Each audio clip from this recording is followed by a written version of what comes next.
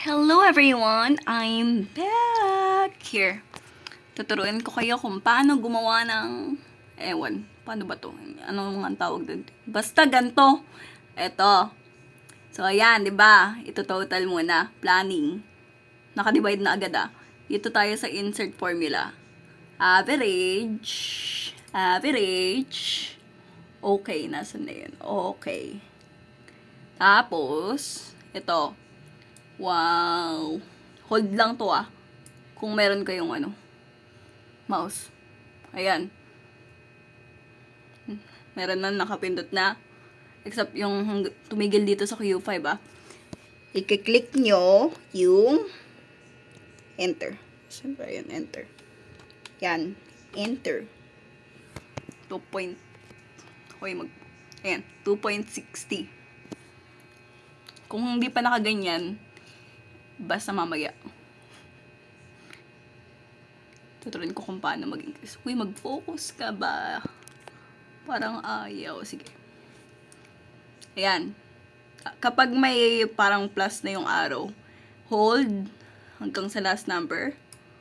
Ayan. Ganyan. Next naman, dito. Focus.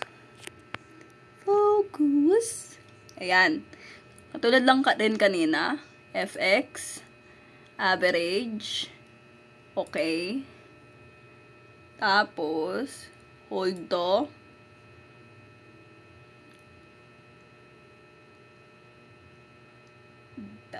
Yan. Enter. 2.96. Tapos, pindutin. Dapat araw lang yan ah. Hindi ganyang araw. Yung isang araw, yung... Ba't may... Ay, okay.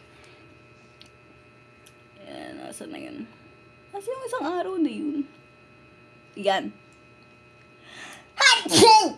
Bahala kayo.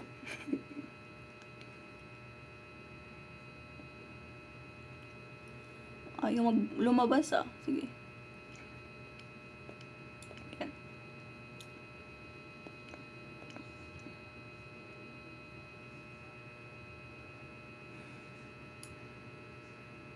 O, ganyan. Tama ba? Hindi ko alam. Eto. Kung hindi nakaganyan, hindi naka 2 decimal, kasi kailangan 2 decimal yun. I-select lahat.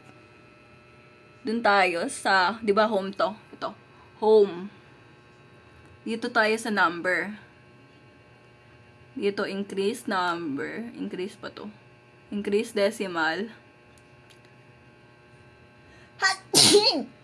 Ito naman, decrease decimal. So, i-decrease ko muna. O, diba? 2.6 lang yan. No, yun.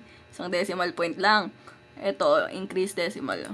O, bugs. Ulit-ulitin nyo lang hanggang makumpleto kayo.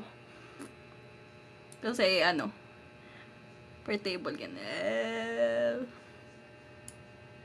Void academic productive. Ayan lang. That's all, guys.